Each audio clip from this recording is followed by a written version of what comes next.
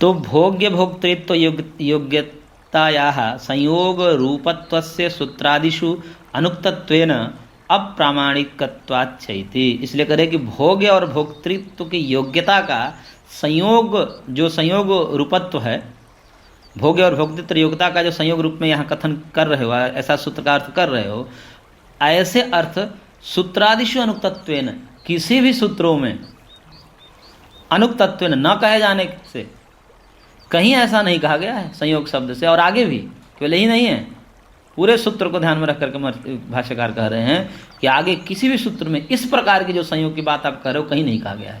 इसलिए ऐसे अर्थ करना अप्रामाणिक है। भाई इसका कोई आधार तो होना चाहिए कि महर्षि ने यही अर्थ उनको अभिप्रेत है, इसका समर्थन में और कहीं कहा हो तो चलो मान सकते, कहीं नहीं कहा है आगे, तो क्यों ऐसा ले रहे हो अर्थ, तो ठीक नहीं है। इसलिए तस्मात् संयोग विशेष एव अत्र बंधाख्य हेय हेतुतया सूत्रकाराभिप्रेत इति स्वयं बंध हेतु अवधारितः। इसलिए संयोग विशेष, कौन संयोग विशेष? स्वस्व बुद्धि भावापन्न संयोग प्रकृति पुरुष संयोग विशेष। क्या बोला मैंने? और प्रकृति पुरुष संयोग विशेष, स्वस्व भावापन्न प्रकृति संयोग विशेष। तो स्वस्व भावापन्न, अपने अपने एक एक आत्मा जो है एक एक मन बुद्धि चित्त आदि के साथ भावात्मक संयोग कर लिया है, उसमें अहम भाव कर लिया है, इसके कारण वो जो है बंधन में आ गया है। और यही महर्षि को स्वीकार है, ये अभिप्रेत है। इति स्वयं बंध हेतु उदाहरता, और महर्षि ने स्वयं ही सूत्र में उसको बंधन को स्वीकार किया है और निश्चय किया है कि ये स्वस्व बुद्धि भावापन प्रकृति संयोग विशेष ही दुख का कारण है, न भोग्य भोक्तृ योग्यता और नहीं जो पीछे कहा था अविवेक का संयोग से, वो भी नहीं है। स्वस्व बुद्धि भावापन प्रकृति संयोग विशेष।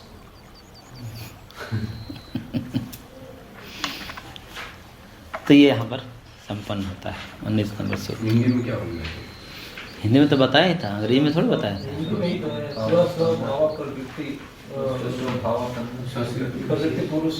स्वस्वभावापन्न प्रकृति संयोग विशेष, सामान्य संयोग नहीं है, विशेष संयोग है। और कैसे? उसमें भाव कर लिया अपने अपने स्व में। सब आत्मा का एक स्व है ना। क्या स्व है? आत्मा तो स्वामी है, और उसके स्व क्या है? अंतःकरण आदि। उस अंतःकरण आदि में अभिमान पूर्वक उसने अहम रूप मान लिया, मैं ही हूँ, मैं बुद्धि हूँ, मैं अहंकार हूँ, मैं शरीर हूँ, मैं इंद्रियाँ हूँ, इस प्रकार से मान लिया तो बंधन में हो गया। ये सब मान्यता है, बंधन का क्या है? सब मान्यता से तो बंधन में आ जाते हैं। दो स्त्री पुरुष मान लेते हैं कि ये मेरा पत्नी है, ये मेरा पति है, बस बंध गए। फिर वो छोड़ नहीं सकते, काहे नहीं छोड़ सकते? छोड़ देते एक क्षण में, पर भाव जुड़ गया ना कि ये मेरा है, ये मेरी है, तो जुड़ गया। ऐसे कुछ दिखता है क्या? एक वो कहानी है ना, मोह का बंधन। मोह का बंधन, मोह के धागे भी कहते हैं। मोह के धागे जो है दिखते नहीं है लेकिन होते हैं। कैसे होते हैं? तो इसको समझाने के लिए एक गुरुजी और एक शिष्य जा रहे थे रास्ते में, तो एक व्यक्ति गाय को खींच कर ले जा रहा था। तो गाय पीछे खींच रही थी, वो आगे खींच रहा था कि भाई चल। तो गुरु ने पूछा शिष्य से कि बताओ इसमें कौन किससे बंधा है? तो बोला गुरुजी इसमें क्या कहना है, रस्सी से गाय बंधी है, सबको दिख रहा है। रस्सी से गाय बंधी है, खींचने वाला कौन है? बल्कि पुरुष है, खींच रहा है इसको। और पुरुष और गाय के संबंध करने वाला क्या है? रस्सी है, रस्सी के माध्यम से पुरुष खींच रहा है, गाय बंधी हुई है। तो ऐसा है? तो हाँ यही है। तो गुरुजी गए वहाँ, एक चाकू रखे थे, रस्सी को काट दिया, और रस्सी कटते ही गाय भाग गई। अब उल्टा हो रहा है, गाय अब आगे आगे है और जो चरवाहा जो है उसका गोपाल वो पीछे पीछे है। तो कह रहा है कि अब बेटा बता कौन किससे बंधा है, कौन किसको खींच रहा है। तो बोले गुरुजी अब तो उल्टा हो गया, यहाँ तो ऐसा लग रहा है गाय गोपाल को खींच रही है, क्योंकि वो आगे है, ये पीछे पीछे जब जा रहा है। तो कह रहा है कि रस्सी कहाँ है यहाँ पर रस्सी कहाँ है। तो बोले कि रस्सी तो नहीं दिख रही। तो कहेगा बिना रस्सी के कैसे खींचा जाएगा, बिना साधन का तो कैसे खींचा जाएगा। तो गुरुजी बताइए क्या है, करके यही मोह की रस्सी है।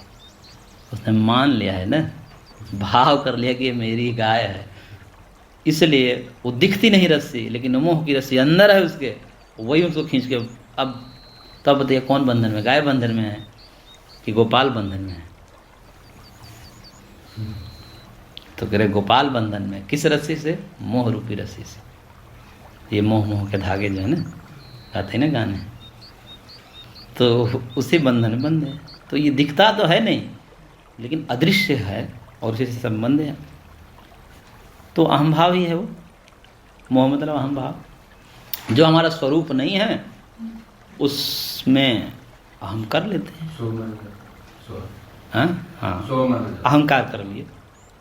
यही यहाँ पर स्वस्वभावापन्न वही है, अपने अपने स्व अंतःकरण आदि उपाधियों में पुरुष ने अभिमान कर लिया है। यही है, यही अभिमान विशेष जो है, इसी को कहा है यहाँ पर। समझाया?